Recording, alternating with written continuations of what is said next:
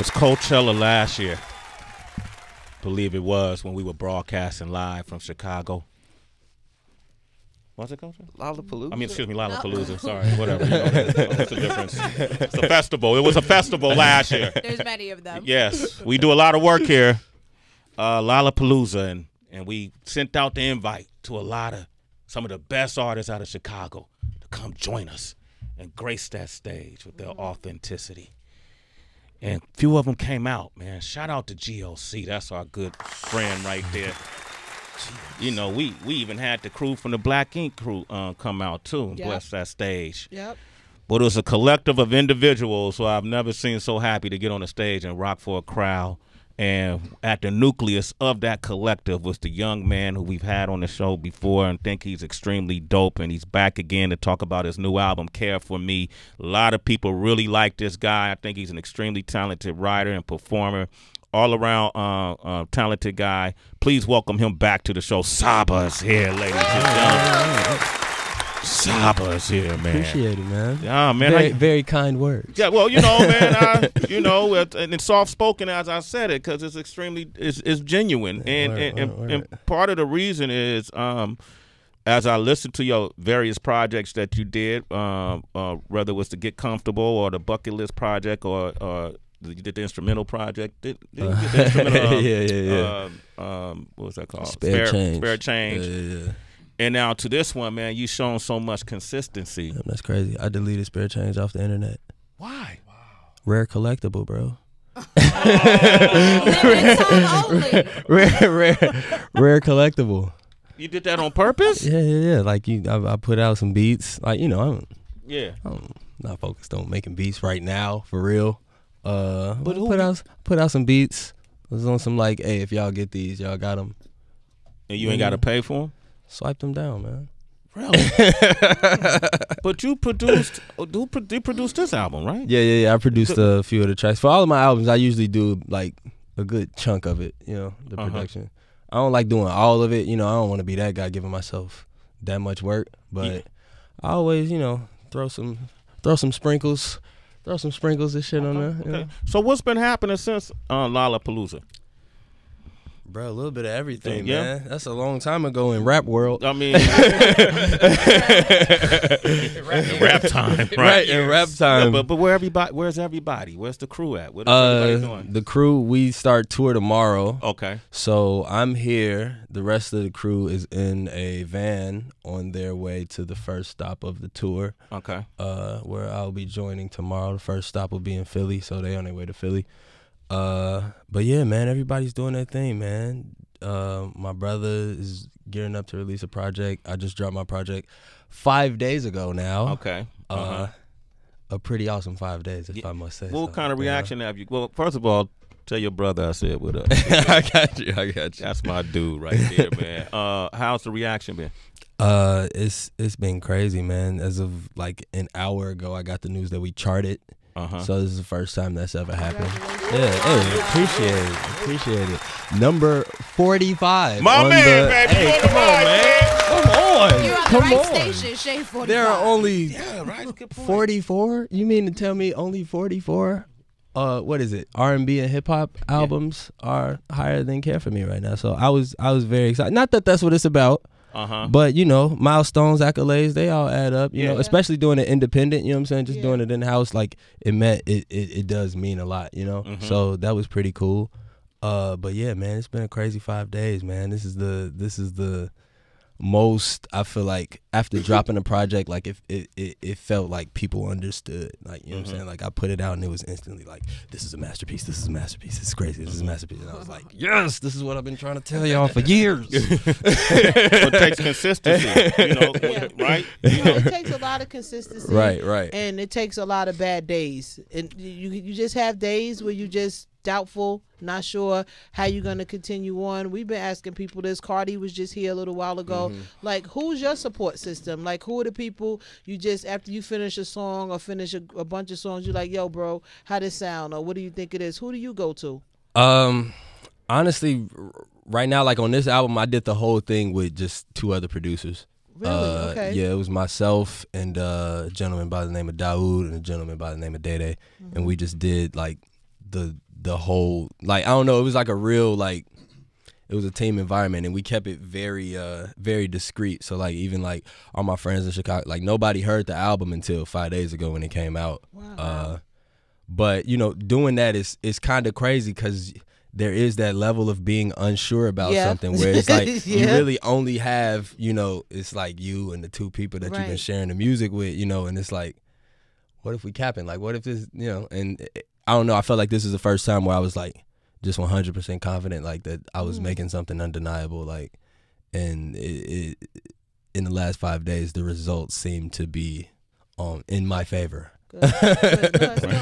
Yeah. Saba's here. Care For Me is the album, man. I think you guys should get it. That's why he's here today. A really great project. Saba, but in those moments where things may be a little cloudy or doubtful, when I'm looking at the title Care For Me, I start thinking, okay, what's Saba's like love language? When someone's caring for you, is it best that they give you words of affirmation? Are you someone where it's like, to show that you are really down for me, you're around when I call? Are you someone who likes to have gifts? What's the best way to care for you?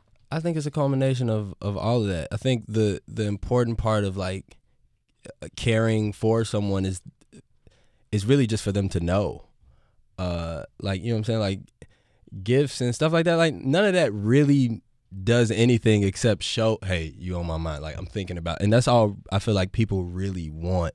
When I was working on Care For Me, like I was like, it was probably like the lowest point of my life, and that's why like it's a really like, in comparison to a lot of like the rest of my like happier like music, it's like it's darker sounding, like the themes that I'm exploring are a little darker, but they're all super honest and like just, I don't know, it's like a real emotional rap album, which is like, I don't know, I felt like even just doing that, like I don't know, it's just really straightforward music. Like in working on the album, I feel like I learned a lot. Just like, you know, being down working on the album, like I don't know, for me it was like therapy almost. I was like, gonna say, you know, it was like essentially you're taking care of yourself because it has to be cathartic for you. Because if you hoard all of those emotions, it might come out in an unhealthy manner. Right. So yeah, that's really what the music for me was doing. You know, it was just giving me a way to vent. You know?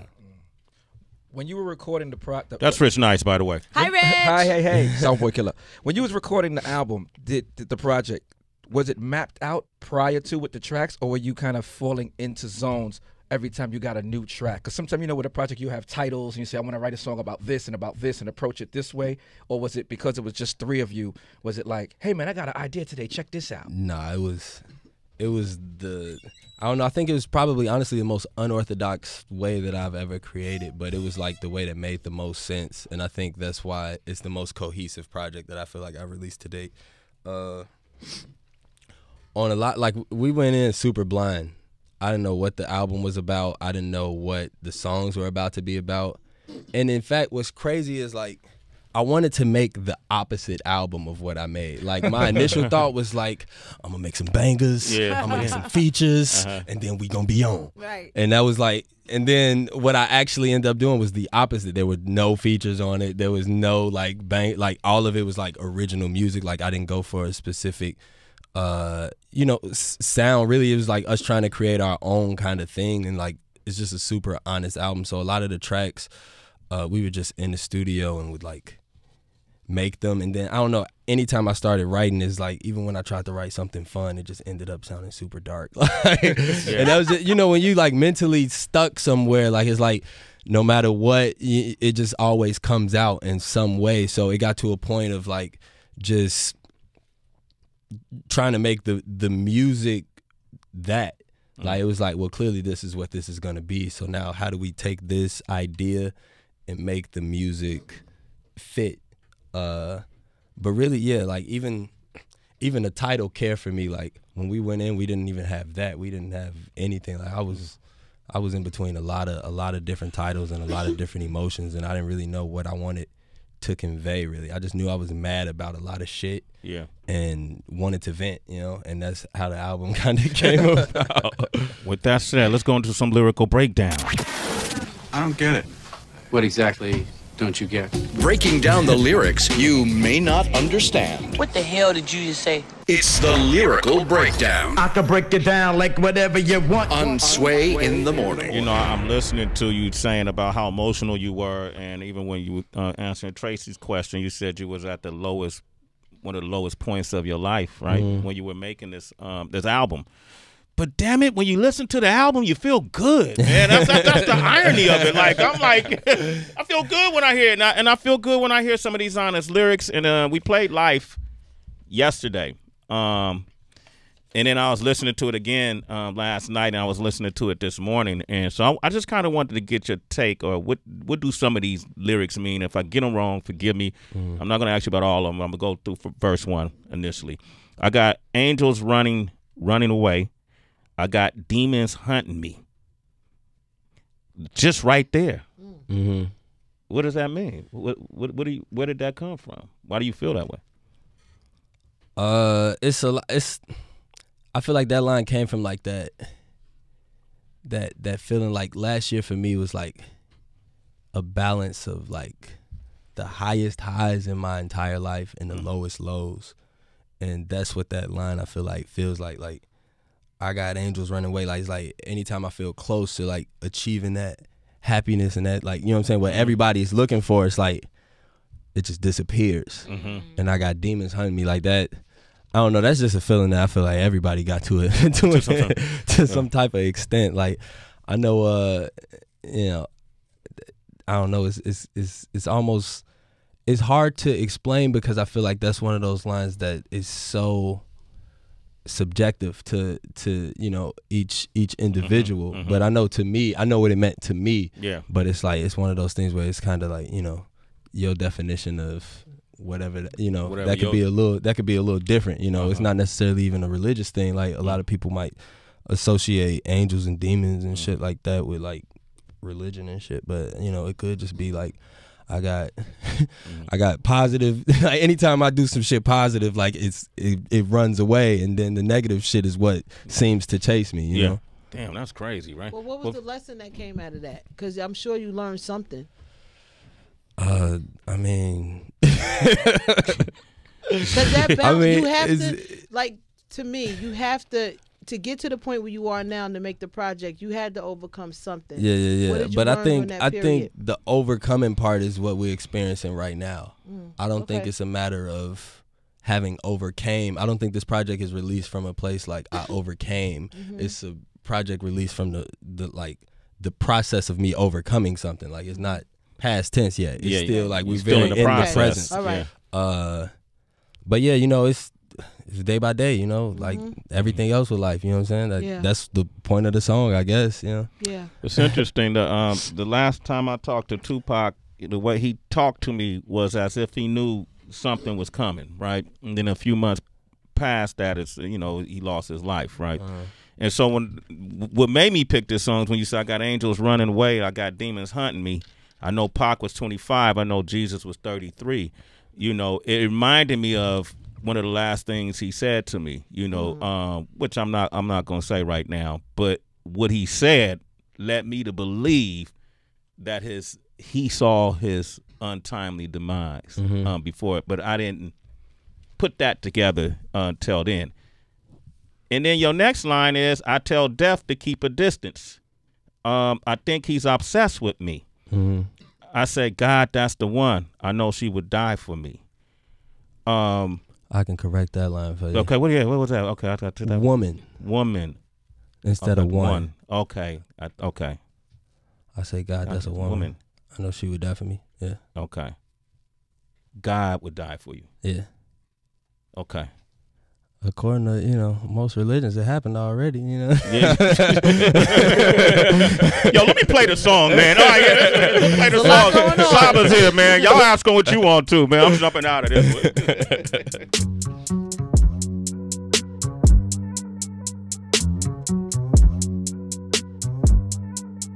Yeah, man.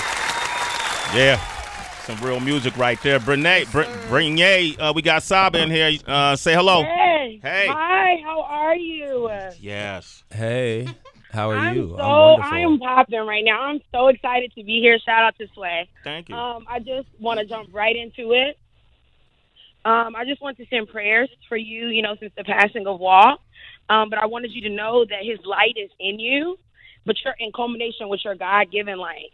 So through that, the music is radiating. Like, it's booming right now. Like, we hear that, and I need you to know that.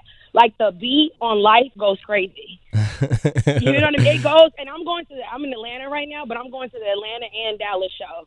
So I need you to know, Care For Me is about to go nationwide. Like, we need this to pop. Like, seriously. Lord, appreciate you. Thank you. Need her on your street team. Right. Yeah, that's what's up. And she talked about John Walt. You know, and we always shout out John Walt when we come together. Right. Yeah. So that was one of your friends who lost his life. Yeah. Walt, my older cousin. Yeah. And yeah, that was really the main thing that happened last year that really kind of changed the course, I guess, of my life. Like, you know what I'm saying? Like, just that moment, and since then I've been trying to, figure it out, get back to a good mental point. But as she said, it's, I guess, radiating in the music. So, it's something going on in the music, bro. Something going on. Yeah. For sure. Dominique is in Kentucky. What'd you like to say, Dominique? Hey, Dom. Hey, Saba. I just want to say shout out to you for being someone of our generation who is still yielding and producing substance. I love how Sway just mentioned one of your verses from Life. Like, Life is such a healing song. Every day is a spiritual warfare for a lot of us. And it's like your music is so empowering and uplifting to us. I feel like a soldier, like a girl who can still make it through when I hear your music. So shout out to you. Damn. That's just cute. Yeah, street teamer in Kentucky. Yeah, man. It's crazy. Y'all got somebody. These prank calls. You got somebody on the line. Y'all hired somebody. Yeah, well, that's Julia, our intern. She does voice impersonations. We got Sergey from Cali. What up, Sergey? What's up, Sway? What up, bro? What's up with it, man? So I wanted to just say, man, I've been listening to Saba since his first tape, Get Come. Oh, wow. I've been a fan for a long time, man. I just want to say that just Care For Me, man, has been therapeutic, man. Like, all 10 tracks, bro, you could do no wrong, bro. No wrong at all. Crazy. Damn, appreciate you, man. Hey, I'm telling you, man. I was on my way to the bathroom, Sergey, before he came in the room. I had to stop and tell him, like, hey, man, good job. Didn't near piss myself. Yeah, but I got the message out. I got the message across. Sergey, you're a citizen, man. Hey, good morning, homie. Normally I ask you to spit, man. But I'm going to leave that option up to you. How you feeling? I mean, Drop a beat, Wonder!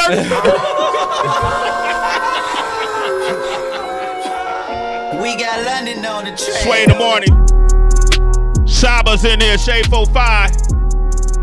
All right, let's see where it's going. Yeah. Save all that energy for a counselor. Save all your inquiries for a manager. Saving my pennies, now I done passed you up. Shout out the cool kids in the back the bus. We was the misfits and alligators. Hits after hits, that's like batting practice. Boy, this shit can get ugly, no, not a catfish. But I've been slaying niggas like I'm a dragon. Boy, you wouldn't be hip-hop with a medallion on. Or you mad that I'm styling on? Standing on my own ground like I wouldn't put the towel down. King shit, nigga, bow down. Fuck around, be labeled as the goal. I be down, but the label gotta go. Niggas out like they made it by the mold. I can't vouch for what these niggas on, but what they don't know, I've been working by the boatload since I was in basement. Kobe had the coat 4-5. Undertaker had the chokehold. We was in the basement just like mankind. All I know is that I told y'all, so when this shit happened, don't act surprised. I feel like I've been hit before, that's why I say long live to my niggas that died. Betting on me like I'm pitching pennies. I can give a fuck about your fits and 50. Know my mother, father, they are not together, so guess I'm a bastard like I'm killing Kenny. I'm not here to talk, I'm no Jimmy Kimmel. Leaving poverty might make you sentimental. Let you stay on the court like you Biggie Little. You stay on the court like you half y'all biggest influence barely even know they self. Yeah, checks going through hella doors. entrepreneurs barely employ theyself. Yeah, city on my belt with the world up on my palm. Just said fuck it when X-Man Night took the shit by storm. Figured it out, niggas be hip for a minute then get figured out. Then they not hit for the summer, that's like a drought. That's when the birds will fly south. I flip the bird on the track, the type to bring murderers back. Look, I heard that hip hop was dead, it appeared to be that, but the crib is just where I do surgery at. Yeah, that's a lot that they say. My mama baby could probably be whatever they say when I'm with they to sound amazing. Yeah, you don't like me say names, they like the gang bang if they with me, but not like the same lames who for no reason be screaming gang gang. Yeah, lot of rappers migrate and then they invade, and actually they are not what they say. They from they locate and then relocate. Yeah.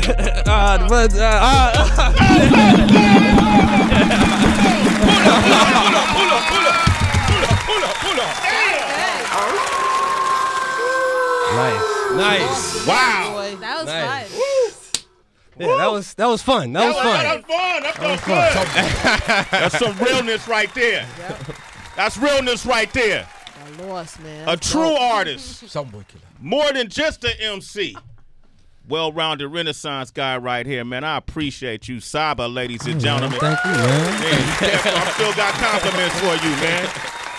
Tell your brother to slow down, though. You've been running fast since last year. Man, what an incredible artist you are, man. Incredible project, and trust the process. Yeah. Hey, man, that's all we can do. That's man. all we can do. And know you got people you met through this business that care for you beyond this business. I got people that I just met on the phone just now. Yeah. That I can say that about now. Yeah, shout out to all of man. them. Sergey. Right. Sergey, Dominique. Yeah. What was it? Brenier. Yeah. Shout out to all of them. Yeah, you got shout other out to folks them. on the line too, man. Saba, thanks for coming through. Hey, thanks for you having guys, me, man. absolutely. If you enjoyed what you heard, hit them up directly, man. Go ahead, hit them up on social media. Yeah. Saba Pivot. Right. Pivot. All right, and then you can play this back if you're at SiriusXM. You want to hear this interview again? Go to the website SiriusXM.com/on-demand. It's Sway in the morning, only on Shade 45.